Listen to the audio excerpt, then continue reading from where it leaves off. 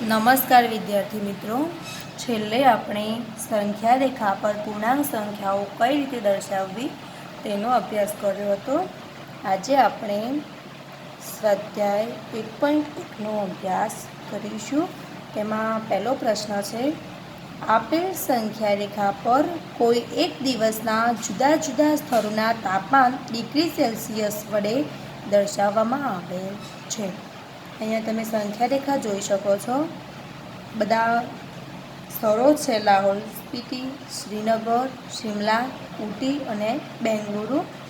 તેના તાપમાન અહીંયા ડિગ્રી સેલ્સિયસમાં દર્શાવ્યા છે. તમે જોઈ શકો છો માઇનસથી આ બાજુ ધન સંખ્યા તરફ આપણે જઈએ તેમ શું થશે? તાપમાન વધતું જશે. એટલે કે જેમ જમણી બાજુ જતા જઈશું, સંખ્યા રેખામાં જેમ જમણી બાજુ જઈશું તેમ તાપમાન વધતું જશે, અને સંખ્યા રેખા પર જેમ જમણી બાજુથી ડાબી બાજુ તરફ જઈશું તેમ તાપમાન ઓછું થતું જશે. હવે તેના પરથી પ્રશ્નો આપ્યા છે. આ સંખ્યા રેખા જુઓ અને એના પર દર્શાવેલ સ્થળોના તાપમાન લખો. કયા સ્થળે કેટલું તાપમાન છે તે તમારે લખવાનું છે. આપણે જોયું કે અહીંયા સંખ્યા રેખા પર 5 સ્થળો છે: લાહોલ સ્પીતિ, શ્રીનગર, શિમલા, ઊટી અને બેંગલુરુ. તો આ બધાના આપણે સંખ્યા રેખા પરથી તાપમાન જોઈએ. સૌથી પહેલું છે લાહોલ સ્પીતિ. તો આપણે જોઈશું તો અહીંયા આપેલા છે -5. તો આપણે ડાબી બાજુ જોઈશું તો અહીંયા આવશે -6, આ -7 અને આ આવશે -8. અહીંયા તમે જોઈ શકો છો કે એરો કરેલો છે, એટલે કે -8° છે, આના પછી -9 અને -10. બરાબર. તો અહીંયા કેટલું આવ્યું લાહોલ સ્પીતિનું? -8° સેલ્સિયસ. બીજું છે શ્રીનગર. તો શ્રીનગરનું તાપમાન કેટલું છે? તો અહીંયા આપેલું છે 0. તો 0 પછી ડાબી બાજુ છે તો આવશે -1. તો શ્રીનગરનો અહીંયા એરો આપેલો છે તો અહીંયા કેટલું આવશે? -2° સેલ્સિયસ. પછી આપેલું છે શિમલા. તો શિમલાનું તો તમને નીચે આપેલું જ છે, +5 છે, એટલે કે 5° સેલ્સિયસ. એના પછી છે ઊટી. તો ઊટીનું અહીંયા આપેલા છે 15. ડાબી બાજુ જઈશું એમ સંખ્યા ઘટતી જશે, તો 15ના આગળ આટલા આવશે 14. આ બાજુથી જોઈએ તો 10 છે, તો પછી 11, 12, 13 અને આવશે 14. તો ઊટીનું તાપમાન કેટલું થશે? 14° સેલ્સિયસ. એના પછી બેંગલુરુ. તો આપેલા છે 20, તો અહીંયા આવશે 21, અને જે અહીંયા એરો આપેલો છે તે આવશે 22, એટલે કે 22° સેલ્સિયસ. બરાબર મિત્રો. હવે બીજા નંબરનો પ્રશ્ન છે, ઉપર આપેલા સ્થળોના તાપમાનમાં સૌથી ગરમ અને સૌથી ઠંડા સ્થળોના તાપમાનમાં શું તફાવત છે? તો તમે અહીંયા જોઈ શકો છો કે સૌથી ગરમ, આપણે જોયું હતું કે જમણી બાજુ જઈશું તેમ તાપમાનમાં વધારો થતો જશે. તો સૌથી ગરમ 22° સેલ્સિયસ વાળું હતું બેંગલુરુ. તો સૌથી ગરમ સ્થળનું તાપમાન 22° સેલ્સિયસ, અને સૌથી ઠંડા સ્થળનું તાપમાન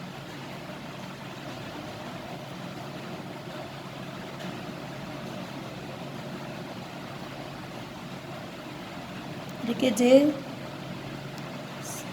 સંખ્યા રેખામાં ડાબી બાજુ જોઈશું તો અહીંયા -8° સેલ્સિયસ આપેલું છે લાહોલ સ્પીતિનું. એ સૌથી ઓછું તાપમાન છે. હવે આ બંનેનું શું કરવાનું છે? તફાવત એટલે કે બાદબાકી. આ બંને સ્થળોની બાદબાકી કરવાની છે. તો 22°C માઇનસ, આપણે તફાવતનું માઇનસ કર્યું, અને આ કેટલા હતા? -8°C. 22°C માઇનસ, અને આ પણ -2 ભેગા થયા તો માઇનસ માઇનસ પ્લસ 8°C. હવે 22 ને 8 થશે 30, 30°C.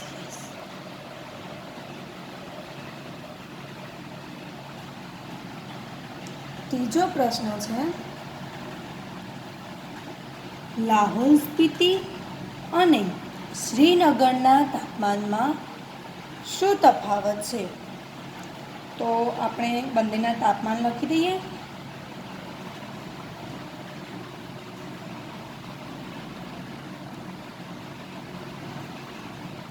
શ્રીનગરનું તાપમાન છે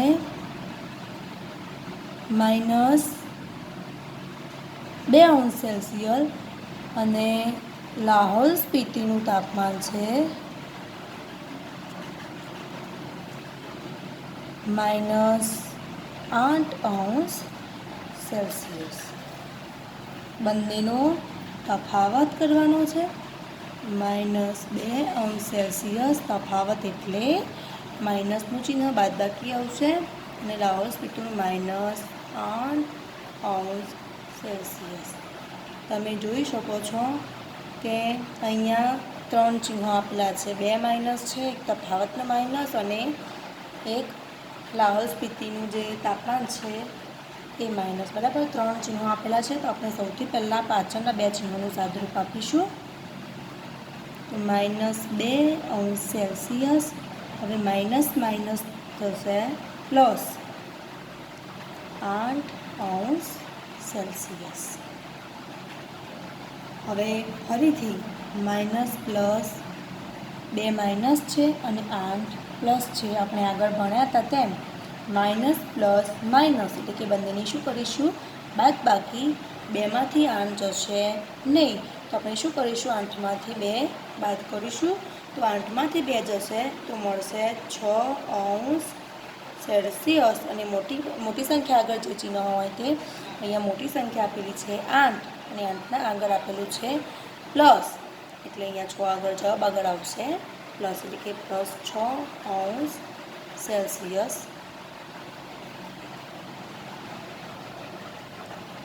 ચોથા નંબરનો પ્રશ્ન છે, શું આપણે કહી શકીએ કે શ્રીનગર અને શિમલાનું સંયુક્ત તાપમાન શિમલાના તાપમાન કરતાં પણ ઓછું છે?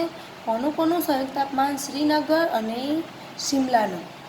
તો અહીં આપણે જોઈએ છીએ કે શ્રીનગરનું તાપમાન છે -2°C અને શિમલાનું તાપમાન છે 5°C. સંયુક્ત તાપમાન એટલે કે આ બંનેનો શું કરીશું?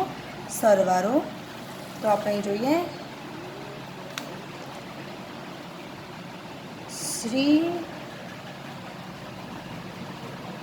શ્રીનગરનું તાપમાન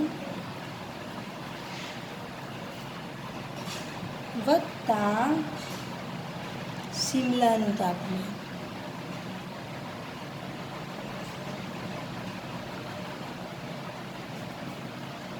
શ્રીનગરનું તાપમાન છે -2°C વત્તા શિમલાનું તાપમાન છે 5°C. હવે તમે જોશો અહીં આપણે સાદુરૂપ આપીએ તો માઇનસ પ્લસ માઇનસ એટલે કે બંનેની કરીશું બાદબાકી. 2માંથી 5 જશે નહીં, એટલે 5માંથી 2 બાદ કરીશું તો મળશે 3, એટલે કે 3°C. હવે બંનેમાંથી મોટા પદ આગળ જે ચિહ્ન હોય તે મૂકીશું. બંનેમાંથી મોટી સંખ્યા છે 5 અને 5 આગળ પ્લસ છે, એટલે કે પ્લસ 3°C. શું પૂછવું હતું આપણને? કે સંયુક્ત તાપમાન, આ બંનેનું સંયુક્ત તાપમાન એટલે કે જે ભેગું તાપમાન સરવાળો કર્યો તે શિમલાના તાપમાન કરતાં ઓછું છે. હવે શિમલાનું તાપમાન કેટલું છે? 5°C અને બંનેનું ભેગું કેટલું મળ્યું? 3°C. તો લખીશું અહીંયા 3°C એ નાના છે કોના કરતાં? 5°C કરતાં. તો માટે હા, શિમલાનું તાપમાન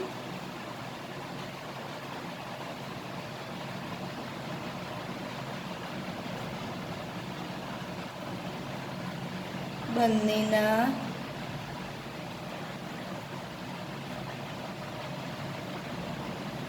સંયુક્ત તાપમાન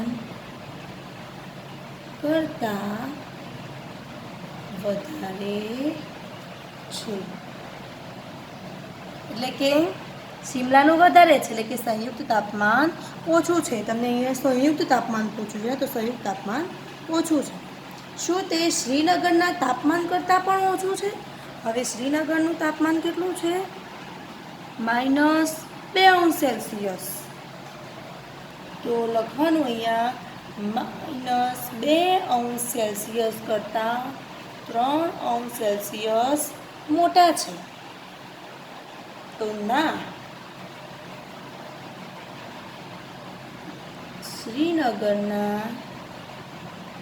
શ્રીનગરનું તાપમાન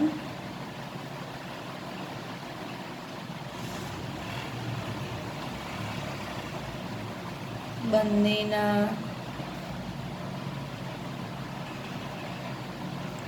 સંયુક્ત તાપમાન કરતાં ઓછું છે. હવે પ્રશ્ન 2.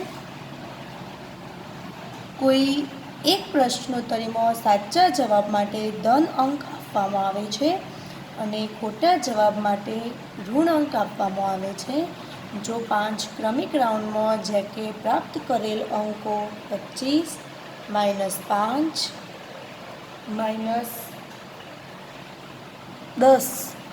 15 અને 10 છે, તો અંતમાં તેના કુલ ગુણ કેટલા થશે? આપણે શોધવાના છે કુલ ગુણ. કુલ ગુણ એટલે કે આ જે તમામ અંકો છે તે બધાનો સરવાળો. તો પહેલાં છે 25 વત્તા -5. મેં -5 કૌંસમાં એટલા માટે કર્યા છે કે આ બંને ચિહ્ન અહીંયા ભેગા ન થાય. પ્લસ -10 પ્લસ 15 અને પ્લસ 10. આપણે સાદુરૂપ આપીશું.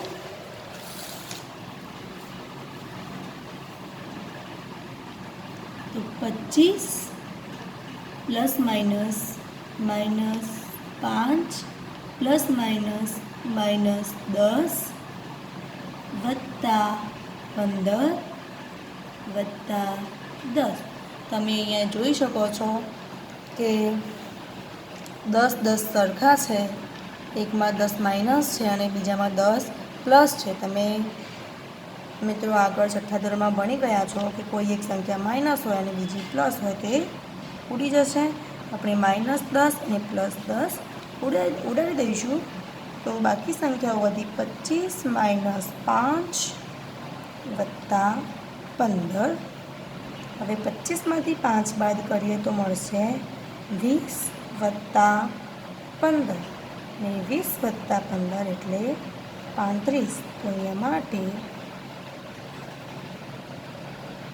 કુલ ગુણ બરાબર 35. નમસ્કાર મિત્રો, આગળના દાખલાનો આપણે નેક્સ્ટ વિડીયોમાં ચર્ચા કરીશું. Thank you.